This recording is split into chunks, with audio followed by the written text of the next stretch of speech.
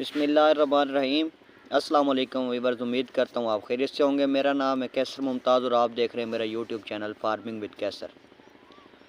आज की वीडियो थोड़ी सी लंबी हो सकती है, लेकिन आपसे रिक्वेस्ट मैं ये कर रहा हूँ कि अगर आपने तिल की फसल काश्त करनी है गंदम उठाने के बाद, तो आप ये वीडियो मुकम्मल देखें। होता ये है कि आप वीडियो लंबी देखकर छोड़ जाते हैं और उसका नुकसान आपको बाद में होता है, या कुछ लोग नीचे कमेंट कर रहे होते हैं जी आपने ये बात बताई थी, ये बात तो है ही नहीं। इसलिए मैं आपसे रिक्वेस्ट कर रहा हूँ कि आप ये मेरी वीडियो पूरी देखें, इंशाल्लाह आपको बहुत ज़्यादा फ़ायदा होने वाला है। हमारे ना एक ये ट्रेंड बन चुका है कि गंदम उठाई उसके बाद तिल फेंक दिए तो समझा कि तिल पर ख़र्चा कुछ नहीं है। और हमारे बहुत ज़्यादा यूट्यूबर भी ऐसे हैं जो कि लोगों को गलत गाइड कर रहे होते हैं जी तिल की फसल पर ख़र्चा तो है ही नहीं। अगर आप तिल की फसल पर ख़र्चा नहीं करते हैं तो ये बात समझे, अगर आप तिल की फसल पर ख़र्चा नहीं करते हैं तो आप मैक्सिमम जो है 6 से 7 मन फ़ी एकड़ एवरेज ले रहे होते हैं। इस वक्त जो है वो 6 से 7 मन फ़ी एकड़ एवरेज लेने के बाद मतलब आप 70 से 80 हज़ार रुपया कमा रहे होते हैं। तो ये 6 से 7 मन जो है ये भी मेरे ख्याल से मैं ज़्यादा बता रहा हूँ। ये लोग समझ रहे होंगे जो ऐसा करते हैं कि तिल बस ज़मीन में गिरा के उसके बाद साइड पे जाते हैं। अगर आपको मैं मुकम्मल तरीका समझाऊँ तो इसके तरीके पर अगर मुकम्मल बात करें तो कम अज़ कम भी तिल के फ़ी एकड़ पर 70 से 80 हज़ार रुपया ख़र्चा आता है। उस सूरत में आप जाके 2 से 2.5 लाख के दरमियान अर्निंग करते हैं।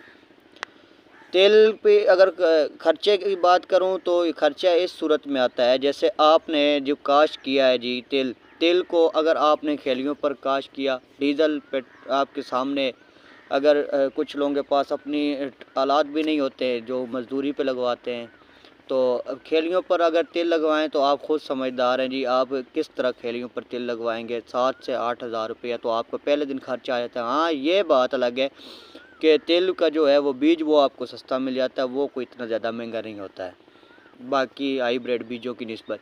क्योंकि आपने 2 केजी या 2.5 केजी आपने बीज फ़ी एकड़ इस्तेमाल करना होता है, तो वो आपको सस्ता पड़ जाता है।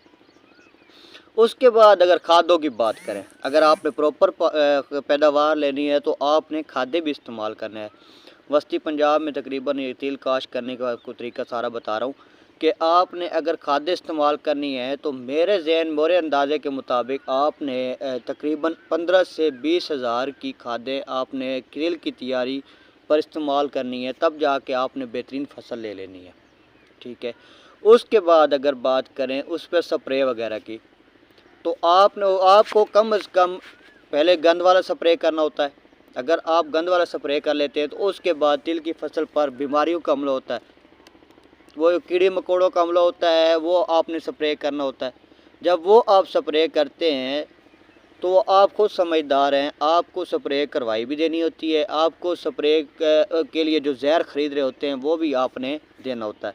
मतलब वो जो जहर की पेमेंट भी आपने देनी होती है। उसके बाद अगर बात करें उसकी हार्वेस्टिंग की, अगर आपने 1-2 एकड़ काश्त किया है तो वेल एंड गुड, वो तो आप घर पे भी झाड़ जोड़ लेते हैं। लेकिन अगर आपने ज़्यादा काश्त कर लिया है तो आपको हार्वेस्ट करवाना पड़ता है, तो वो भी आपको फ़ी एकड़ 4 से 5-7 हज़ार रुपये मजदूरी देनी पड़ती है।